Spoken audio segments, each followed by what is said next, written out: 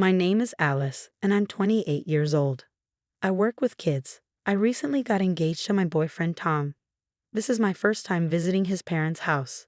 Tom went to a really good university and has a cool job at a big company. He's super smart and everyone respects him at work. I've always looked up to him. His dad seems happy about us getting married and even mentioned how they've never had a daughter and his wife will be excited. But I noticed that Tom's mom, who was sitting next to him, didn't seem too happy. It's been bothering me. She looked like she was mad, her face all scrunched up. Then out of nowhere, she asks, "I heard you didn't finish high school, is that true? Our Tom is top-notch, graduated from a big-shot university. Do you really think I'd be okay with him marrying someone like you?" Her words hit me like a ton of bricks. "Mom, that's really uncalled for. You're being mean to Alice," I said, defending my fiancé. "Yeah, Mom, what matters is how we feel about each other," Tom chimed in. Both Tom and his dad had my back, but it only seemed to make her angrier. Isn't it normal for a mom to care about who her son is marrying? Kids take after their moms, right? "I want the best for my family," she argued, not backing down. It seemed like she wasn't going to accept me, a high school dropout, because she wanted the best for her kids. Some people really care about what degrees you have, and parents often value education a lot. It felt really disheartening to be judged just because I didn't finish high school.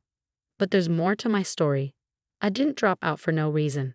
After my dad died in a car crash, my mom struggled to take care of me and my twin sister, Emma. I had to step up and start working after middle school to help out. Now, I'm going to night school to get my diploma. I'm also saving up money, and I might even go to college someday. Tom is totally on board with this plan and has offered to pitch in for my college expenses. He understands where I'm coming from, and he's always been supportive. It's one of the reasons I fell for him. But it seems like my future mother-in-law isn't too happy about it. Tom doesn't have any siblings, so we'll be moving in with his parents eventually. I'm a bit anxious about how that's going to work out. A while later, I moved into their house with only a month left until our wedding. As the big day got closer, I had to make frequent trips to the venue for final checks and arrange hotels for our out-of-town guests. Between work, school, and wedding planning, I was swamped. But my mother-in-law didn't seem too happy with how I was handling things. Today, as I was putting on makeup to go to the venue, she suddenly exclaimed, "Oh my, what are you wearing?" She couldn't help commenting on my outfit. "I'm getting ready to go to the venue, so I wanted to look nice," I explained. Whether she was unhappy with me dressing up for the occasion or just looking for an excuse to criticize me, I couldn't tell. You said you're going to the venue, but you're dressed like that just to catch some attention, aren't you? You should be more careful," she remarked. She just assumed I was meeting up with a guy instead of going to the venue. I was stunned. I assured her I was meeting Tom at the venue and suggested she ask him if she had doubts. But she wouldn't listen and insisted I was meeting someone else. Then, out of nowhere, she messed up my carefully styled hair. "What are you doing, Mom?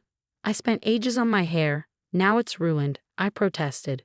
With my hair all messy, I couldn't leave like that, so I had to fix it. But instead of apologizing, she said, "Don't bother fixing it. This messy look suits a dropout like you. You should wear it like this for the wedding."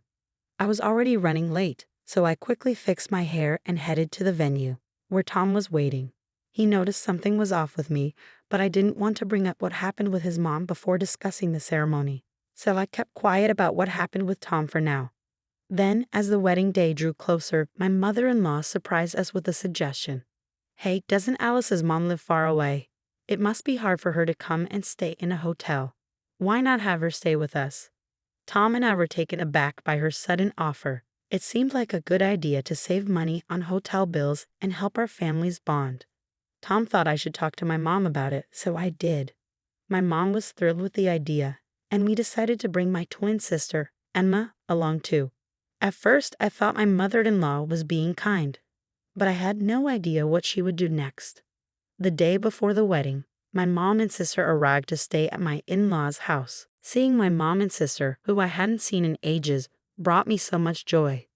My bond with my sister is super tight, and we were thrilled to be together again. We decided to share a room for the night. Emma, who had a bit to drink, was out like a light as soon as she hit the pillow. "Once she's out, I chuckled to myself. Just as I was thinking of hitting the hay too, I heard the door creak open. Wondering who it could be, I heard a loud buzzing noise and the sound of hair being shaved. Now you won't be showing up at the ceremony tomorrow, will you? No me for hair on a dropout like you, my mother-in-law said. I was stunned. I quickly flipped on the lights and exclaimed, Mother-in-law, what on earth are you doing? The person in the bed suddenly sat up, surprising us both. Huh? Mother-in-law, you've got the wrong person. I'm Alice, I clarified, realizing she mistook me for Emma. I'm sorry, Mom, but it's not my hair. Emma and I are twins, and we look really similar, I clarified. But it wasn't me who got her hair shaved. It was my sister, Emma. What? No way. Why didn't it happen to Alice? My mother-in-law was clearly shocked, but Emma, who had a bit too much to drink, was fast asleep. When she wakes up and sees her shaved head in the morning, she'll definitely be furious. Emma's got a fiery temper, so it's pretty obvious she'll be mad as heck. What are you going to do now, Mom? I can't cover for you, I admitted, feeling guilty. Maybe my mother-in-law left the room looking pale. The next morning, when Emma saw herself in the mirror and realized she was bald, she was both shocked and furious. Our mom, who was there, couldn't hold back her tears, and Tom looked really upset. This is awful. Who could have done such a thing? So I spilled the beans about what happened the previous day in front of everyone. I wondered how my mother-in-law would react when she woke up, but she wasn't around.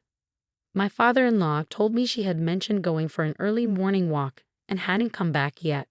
I started to worry that she might have left, so I decided to tell our family everything and began looking for her. About 30 minutes later, a relative called to say they found her at a nearby convenience store, and my father-in-law went to get her. When she got back home, seemingly unaware of the search, she immediately started making excuses. I didn't do anything wrong. It's all Alice's fault. She used the clippers herself and shaved Emma's hair while she was sleeping, she claimed, much to my surprise. My mother-in-law was trying to blame me for everything, which left me completely stunned. I couldn't hold back and retorted, That's absurd. I didn't do anything wrong. Weren't you the one who entered the room yesterday? It's unbelievable that you're still lying. But she was adamant about not admitting her mistake. Then my father-in-law seemed to recall something and went outside, returning with something in his hand. Alice, could this be the clipper? As I looked at the clipper he held, it was unmistakably the one my mother-in-law used to shave off Emma's hair last night.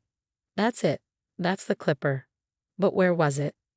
It turned out that the clipper originally belonged to my father-in-law, who always cared about his appearance and carried grooming tools with him. When they checked the car, where he kept his grooming tools, they found it had been rummaged through and the clipper was missing. I always leave my car keys in the bedroom. If there's brown hair in this clipper, then it's clear your mom is the culprit, he stated as he began to disassemble the clipper. The clipper contained unmistakable brown hair, clearly from Emma. She must have hurriedly left in the dark and didn't properly clean up the hair, my mother-in-law admitted, dropping to her knees as she noticed the evidence. Alice, it's all your fault. You, a dropout with no money, tricked intelligent Tom. I wanted you out of Tom's life at any cost, she'd accused, leaving me feeling disgusted by her selfishness. Emma, who was most affected by her actions, was furious. I don't care about your excuses. What are you going to do about this? I can't go to the wedding like this, she demanded.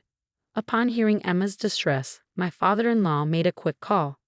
Luckily, a friend who was a hairstylist agreed to come over immediately with a wig. While this would temporarily solve Emma's hair dilemma, we couldn't just ignore what my mother-in-law had done.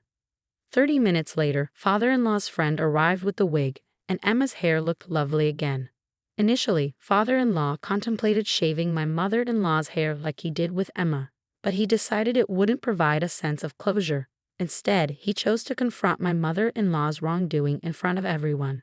Among the guests invited were the landlords to whom my mother-in-law's parents had been indebted for generations. They had a good rapport with father-in-law, and news of this incident would undoubtedly affect my mother-in-law's parents' living situation.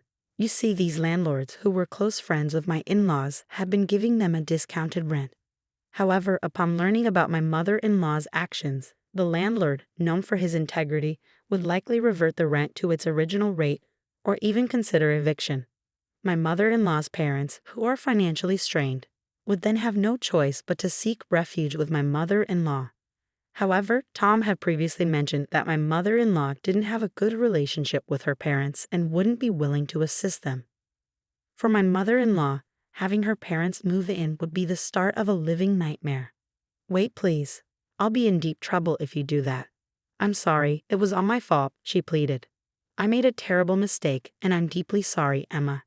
I'll compensate you for the damage. Please forgive me, my mother-in-law pleaded, repeatedly apologizing as she pressed her forehead against the floor. However, despite her apologies, Emma's hair couldn't magically grow back. After discussing it, we decided that my father-in-law and Tom would disclose my mother-in-law's actions. Emma had already agreed to this. Initially, my mother-in-law refused to attend the wedding and attempted to flee, but Emma and Tom prevented her from escaping. When we arrived at the venue, relatives who had been informed of the situation through messages approached us, looking extremely concerned. In front of our relatives, we exposed my mother-in-law's wrongdoing, and Emma bravely removed her wig to reveal her bald head. Everyone was shocked by Emma's appearance, especially the women, who expressed disbelief. For a woman, hair is often considered vital, so the sudden loss due to shaving was particularly distressing. Some people couldn't help but shed tears as they thought of Emma's ordeal. As expected, the landlord confronted my mother-in-law, asking if the accusations were true. Initially, she tried to deny it, but under pressure from my father-in-law, she eventually admitted her wrongdoing. The landlord, visibly angry, faced criticism from the women present as well. Throughout the ceremony, my usually spirited mother-in-law remained downcast, a stark contrast to her usual self. Despite this, the wedding proceeded smoothly, and we were blessed by the well wishes of many attendees. However, it became clear that we could no longer reside with my mother-in-law in that house. Therefore, we made the decision to move into our own apartment and start our life as a couple. Although my mother-in-law panicked at the thought of us leaving, pleading with us not to go, we knew we couldn't continue living with her. My father-in-law shared the same sentiment. He informed my mother-in-law that he intended to divorce her and asked her to vacate the premises. Upon hearing this, my mother-in-law turned pale and clung to him, begging for reconsideration. She expressed concerns about where she would live, given her strained relationship with her own parents. She appeared visibly distressed, as if on the verge of collapsing. However, despite her pleas, we prioritized Emma's well-being.